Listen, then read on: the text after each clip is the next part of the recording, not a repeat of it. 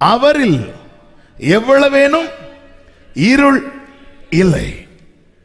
அப்ப தேவன் யார் வாழ்க்கையில் இருக்கிறாங்களோ அவங்க வாழ்க்கையில இருள் இருக்காது.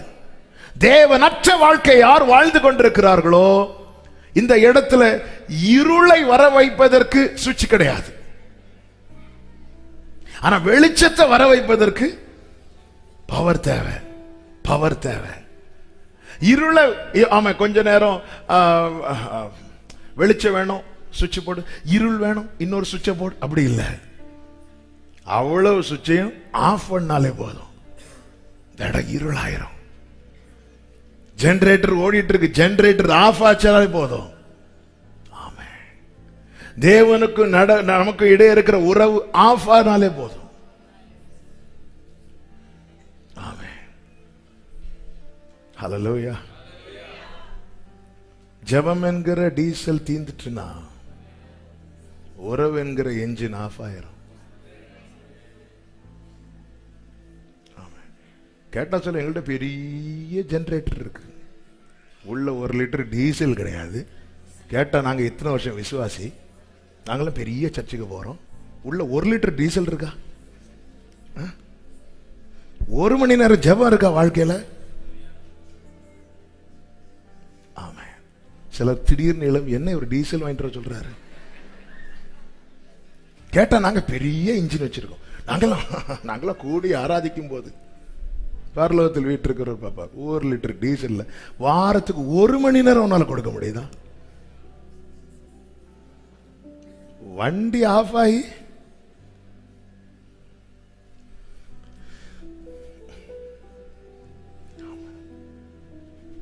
இந்த இருளில ஒளி பிரகாசித்தால் மட்டும்தான் இந்த வாழ்க்கை பிரகாசமாகும். தேவன் நம்ம எப்படி பிரகாசிக்கிறார். நேரம் போய்விட்டது ஆல்மோஸ்ட். ஆனாலும் வேகமா ஒரு சில வார்த்தைகளை சொல்லி நான் ஜெபிக்க விரும்புகிறேன். கர்த்தர் நம்மோடு கூட பேசுவாராக. கொலோசியர் 1வது அதிகாரம் 12 முதல் 14 வரை உள்ள வசனங்களை வேகமாய் வாசிக்கலாம். கொலோசியர் 1வது அதிகாரம். ஒளியில் உள்ள பரிசுத்தவான்களுடைய சுதந்திரத்தில் பங்கடைவதற்கு நம்மை தகுதி உள்ளவர்கள் ஆக்கினவரும் இருளின் அதிகாரத்தினின்று நம்மை விடுதலையாக்கி. நல்ல கவனிங்க, அப்போ இருளுக்கு ஒரு அதிகாரம் இருக்கிறது. இந்த இருளின் அதிகாரம் என்ன செய்கிறது? நம்முடைய வாழ்க்கையை வெறுமையாக்குகிறது, நம்முடைய வாழ்க்கையை ஒழுங்கின்மையாக்குகிறது. நமக்கான வாசலை தேடக்கூடாதபடிக்கு அது நம்மை திசை திருப்பி விடுகிறது, அது நம்மை அழுது புலம்ப வைக்கிறது. அது மாத்திரமல்ல, இந்த இருளின் அதிகாரம் என்ன செய்கிறது? நம்முடைய வாழ்க்கையை கிரியை செய்யக்கூடாதபடி கட்டி வைக்கிறது. இந்த இருளிலே அந்த ஒளி பிரகாசிக்கும் போது, ஆமே, கிறிஸ்துவாகிய ஒளி நம்முடைய வாழ்க்கையில வரும்போது இந்த இருளின் அதிகாரத்தினின்று நமக்கு என்ன கிடைக்கிறது என்றால் விடுதலை கிடைக்கிறது. ஆமென் சொல்லுங்க. தமது அன்பின் குமாரனுடைய ராஜ்யத்துக்கு உட்படுத்தினவருமாயிருக்கிற பிதாவை ஸ்தோத்தரிக்கிறோம். குமாரனாகி அவருக்குள் அவருடைய இரத்தத்தினாலே பாவ மன்னிப்பாகிய மீட்பு நமக்கு உண்டாயிருக்கிறது. கர்த்தர் நம்மை எப்படி பிரகாசிப்பிக்கிறார் தெரியுமா? மீட்பு மூலமாக. இருளின் அதிகாரத்திலிருந்து என்னை விடுவிக்க என் ஆண்டவராகிய இயேசு கிறிஸ்துவின் இரத்தத்தாலே அன்றி வேறு ஒன்றினால முடியாது. ஹல்லேலூயா, ஹல்லேலூயா. இந்த இருளின் அதிகாரத்திலிருந்து எனக்கு ஒரு விடுதலை, என் வாழ்க்கையை ஒழுங்காக்க, என் வாழ்க்கையை நிறைவாக்க. ஒரு திருடன் ஒரு வீட்டுக்கு வந்துட்டு போறான்னா வச்சுட்டு போக மாட்டான், எடுத்துட்டு போவான், எடுத்துட்டு போவான். திருடன் திருடவும் கொல்லவும் அழிக்கவும் வருகிறான். நானும் ஜீவன் உண்டாகவும் அது பரிபூரணப்படவும் வந்தேன் என்று என் ஆண்டவராகிய இயேசு கிறிஸ்து சொல்லுகிறார். அவருடைய இரத்தத்தினாலே என் மேல் இருந்த இருளின் அதிகாரம், அதுதான் ரோமர் 7 அப்போஸ்தலனாகிய பவுல் சொல்லுகிறார், நிர்பந்தமான மனுஷனா யார் இந்த பாவ சரீரத்தில் இருந்து என்னை விடுவிக்க கூடும்? எனக்கு நன்மை செய்யணும்னு ஆசை இருக்கு. டெய்லி காலையில் எழும்பி ஜெபம் ஆசை இருக்கு. டெய்லி மினிமம் 5 அதிகாரமாவது படிக்கணும்னு ஆசை இருக்கிறது. வாரத்துக்கு ஒரு நாளாவது கர்த்தருக்கு ஊழியம் செய்யணும்னு ஆசை இருக்கிறது. ஆண்டவருடைய சாட்சியை நிக்கணும்னு ஆசை இருக்கிறது. அவருடைய சத்தியத்தை, அவருடைய நீதியை, அவருடைய ரட்சிப்பை, அவருடைய கிருபையை என்ன பார்க்கிறவங்களுக்கு அறிவிக்கணும்னு எனக்கு ஆசை இருக்கிறது. நன்மை செய்யணுங்கிற ஆசை இருக்கிறது. ஆனா நான் செய்யறதெல்லாம் தீமையா இருக்கிறது. நிர்பந்தமான மனுஷன். ஐயோ, இந்த டைம் ஆனா நான் இந்த பாவத்தை கண்டிப்பா செய்யறேனே, இந்த காரியம் வரும்போது நான் இப்படி பேசிடுறேனே, நான் பேசக்கூடாதுன்னு நினைக்கிறேன். ஆனா இந்த ஆளை பார்க்கும்போது எனக்கு சிறுன்னு ஏறுது. நான் நிர்பந்தமான மனுஷன். இவங்களை மன்னிக்கணும்னு தான் நினைக்கிறேன். ஆனா அந்த ஆளை பார்க்கும்போது அவங்க செய்ததெல்லாம் ஞாபகத்துக்கு வருது. நிர்பந்தமான மனுஷன்.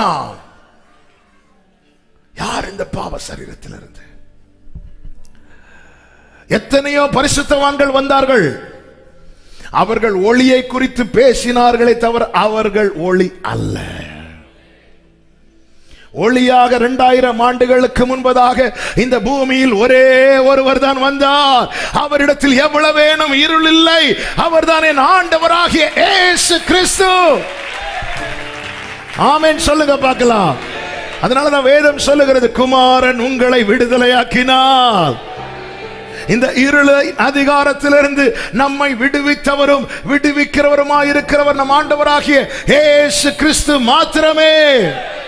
அதை தான் 1 பேதுரு 2:9 சொல்லப்பட்டிருக்கிறது. உங்களை அந்தகாரத்தினின்று தம்முடைய ஆச்சரியமான ஒளியினிடத்திற்கு வரவழைத்திருக்கிறார். எப்படி வரவழைத்தார்? தம்முடைய இரத்தத்தினாலே.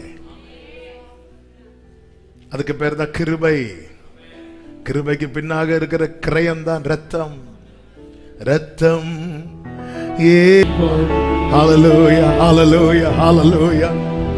மீட்பு மூலமாய் இன்னும் இந்த இருளின் பிடியில் இருந்து யாராவது இதை கேட்டுக் கொண்டிருப்பீர்களே, என் வாழ்க்கையில இன்னும் எல்லாம் ஒழுங்கின்மையா தானே இருக்கிறது, வெறுமையா தானே இருக்கிறது, எனக்கான வாசலை நான் இன்னும் காணவில்லையே. ஆமென். அழுகையும் புலம்பலும் மாத்திரமே என் வாழ்க்கையா இருக்கிறதே.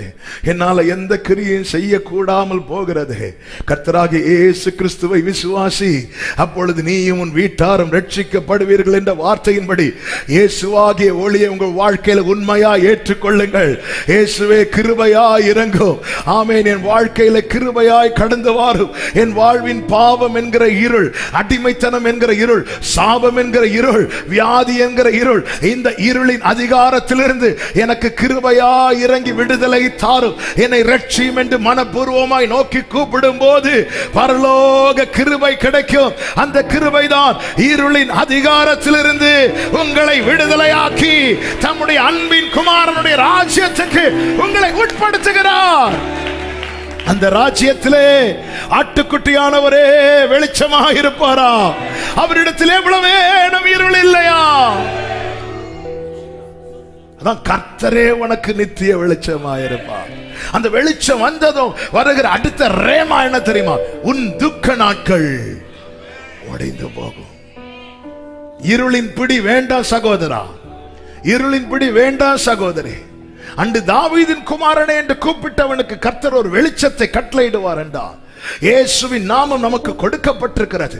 அவருடைய நாமமே அல்லாமல் ரட்சிக்கப்படத்தக்க வேறொரு நாமம் வானத்திலும் இல்லை, பூமியிலும் இல்லை. இயேசு என்ற நாமத்தை தவிர வேறு எந்த நாமத்திற்கும் ரட்சிப்பை கொடுக்க முடியாது.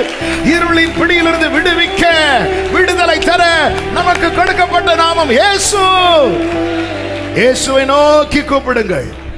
அவரை கண்டடையத்தக்க சமயத்தில் அவரை தேடுங்கள். அவர் சமீபமாக இருக்கையில் அவரை நோக்கி கூப்பிடுங்கள் என்று வேதம் சொல்லுகிறது.